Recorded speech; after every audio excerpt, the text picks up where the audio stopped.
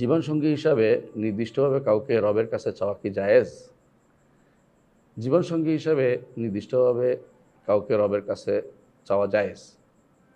তবে উত্তম হচ্ছে জায়েজ, আপনি চাইতেই পারেন। আল্লাহ তাআলা না দিলে রাগ করতে পারবেন না। কারণ আল্লাহ তাআলা জানেন আপনার জন্য কোনটা উত্তম। আপনি চাইতে পারেন, আল্লাহ অমুককে আমার স্ত্রী হিসেবে বানাই দেবো, অমুককে আমার স্বামী হিসেবে চাইতে পারেন আল্লাহর কাছে। কিন্তু উত্তম হচ্ছে এটা বলা, ইস্তেখারা করা, আল্লাহ যদি অমুক যদি আমার জন্য উত্তম হয় আপনি আমার জন্য মঞ্জুর করেন, উত্তম না হলে আমার থেকে দূরে সরিয়ে দেন, যেটা ইস্তেখারা দোয়ার মধ্যে আছে। এটা হচ্ছে উত্তম। আপনি চাইবেন আল্লাহর কাছে এবং বলবেনও যে আল্লাহ যদি এটাতে আপনার সন্তুষ্টি থাকে, এর মধ্যে আপনি কল্যাণ দেখেন, তাহলে অবশ্যই আমার জন্য আপনি এটার এই অমুকের সাথে আমার বিয়ের ব্যবস্থাপনা করে দেন। এটা এভাবে বলাটা হচ্ছে উত্তম। আর এমনি যদি আপনি মনে করেন আপনার কাছে সব দিক দিয়ে ধারণা মনে হয়েছে অমুক সেরা, কোনো চাইতে পারবেন, এটা চাওয়া তো কোনো দূষণীয় না, কারণ এটা চাওয়ার জিনিস।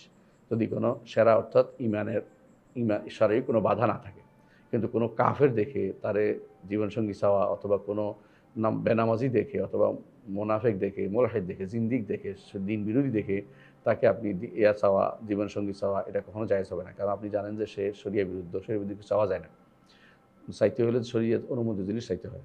তাহলে আপনি এভাবে চাইতে পারবেন, ইনশাআল্লাহ, কোনো সমস্যা নেই। কিন্তু উত্তম পদ্ধতি আপনাকে বলে দেওয়া হয়েছে, এটা হচ্ছে এটা চাওয়া যে আল্লাহ অমুককে আমি পছন্দ করি, ভালোবাসি, আল্লাহ যদি ভালো হয়, যদি ওর সাথে জীবন নির্বাহ করা ভালো হয়, তাহলে আপনি আমার জন্য ব্যবস্থাপনা করে দেন। এটা আল্লাহর কাছে চাইতে পারবেন, এইভাবে চাইবেন। আর যদি খারাপ হয় তাহলে আমাদের দূরে সরিয়ে দেন। ইস্তেখারা যেভাবে সেই ব্যবহারটা উত্তম। আরও বলেছেন আপনি, কোনো প্রকার হারাম সম্পর্ক ছাড়া শুধুমাত্র দিনের জন্য, রবের জন্য কাউকে চাইলাম আল্লাহর কাছে, এতে কি গুনাহ হবে যদি ওই ব্যক্তি দিনদার হয় এবং আমি শুধুমাত্র রবের জন্য তাকে পছন্দ করি? তাহলে না, এটা অসুবিধা নাই, এটা আপনি চাইতেই পারেন।